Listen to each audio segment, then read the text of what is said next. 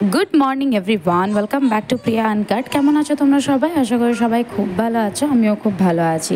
তো আজকে শুক্রবার, আজকে আমি ব্লগটা শেয়ার করছি। আমি গত দুদিন ধরে কোনো রকম ব্লগ পোস্ট করতে পারিনি, কারণ কিয়ান খাট থেকে পড়ে একটু ঠোঁটটা কাটিয়েছিল, তাই ওকে নিয়ে একটু ব্যস্ত ছিলাম। কাল রাত থেকেই অনেকটা ঠিকঠাক আছে। কালকেই রাত্রে তরকারি খেয়েছে, সকাল থেকে একদমই খেতে পারেনি, দই ভাত দুধ ভাত এসব খেয়েছে। সকালে কিয়ানকে খাবার খাইয়ে অভিজিৎ অফিস চলে গেছে, তাই আমি ভাবলাম সকাল সকাল এই ডাব্বাটা একটু পরিষ্কার করে নিই, ভীষণ নোংরা হয়ে গিয়েছিল। রেখেছি এখানে, শাক বের করে রেখেছি, ওখানে কাটিনি। আর এখানে আমি গাজরগুলোকে এরকমভাবে কেটে নিচ্ছি। বলো গাজরের আমি কী বানাবো? এই পুদিনা পাতাগুলোকে আমি কীভাবে স্টোর করি সেটা আজকে তোমাদের সাথে আমি শেয়ার করবো। ফার্স্টে দেখো, এই যে পুদিনা পাতাগুলো আছে, সেই পুদিনা পাতার যে বেঁধে রাখা আছে, সে বাঁধাটা আমি ফার্স্টে খুলে নেবো, ঠিক আছে? তারপর হাফ গ্লাসের মতন জল নেব। তোমরা জলের মধ্যে চিনি মেশাতে পারো, আমি কিন্তু চিনি দিই না। চিনি দিলেও নাকি ভালো থাকে, বাট এমনিতেই খুব ভালো থাকে, তাই আমি আর চিনি দিই না। আর সঙ্গে সঙ্গে এটাকে আমি একটু ভালোভাবে চেক করে নেব যে পাতা কোনো খারাপ আছে কি না, কারণ একটা পাতা খারাপ থাকলে জলের যখনই সংস্পর্শ যাবে সেটা আরও খারাপ হয়ে যাবে। তো তার জন্য আমি কি করছি, পুরো ভালো করে চেক করে নিয়েছি যে কোনো পাতা খারাপ আছে কি না। তারপরে হাফ গ্লাস জলের মধ্যে যেরকমভাবে ফুলদানিতে ফুল রাখে ঠিক সেইভাবে রেখে দেবো।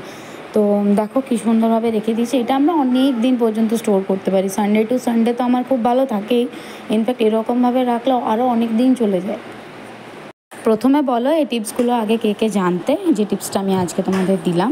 আর তারপর যারা জানতে না তারা আমাকে একটু জানিও যে কেমন লাগলো। আর এই দেখুন এখানে কে কী খাচ্ছে। এখানে কিয়ানকে আমি একটু দই দিয়ে বসিয়ে রেখেছি, কারণ কালকে দই ভাত খেয়েছে না, তো আজকে ওর মনে পড়ে গিয়েছে যে ওকে দই খেতে হবে।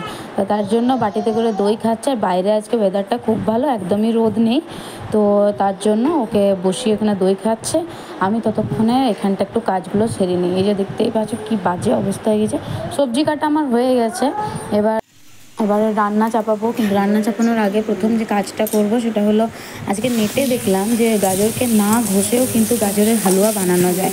তো সেটাই চেষ্টা করা যাচ্ছে, দেখি কত দূর কী হয়, দেখা যাক। তারপর আমি তোমাদেরকেও জানাবো যে ঠিকঠাক হয়েছিল কি না। ঘষে গাজরের হালুয়া আমি অনেকবার বানিয়েছি, এই চ্যানেলেও রেসিপি দেওয়াও আছে।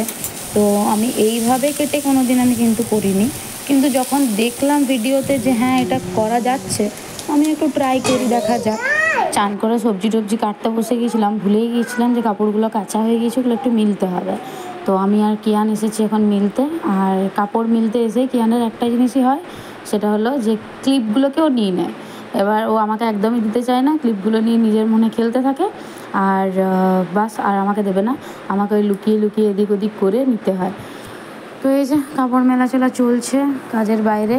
আর হ্যাঁ, গাজরের হালুয়ার যে কন্ডিশনটা এখনও পর্যন্ত আমি চেক করে এলাম লাস্ট, সেটা হালকা হালকা সেদ্ধ হয়েছে, খুব ভালো সেদ্ধ হয়নি। এটা আমি যদি ঘষে করতাম তো অবভিয়াসলি এতক্ষণ হয়ে যেত, অনেকটা সময় লাগছে।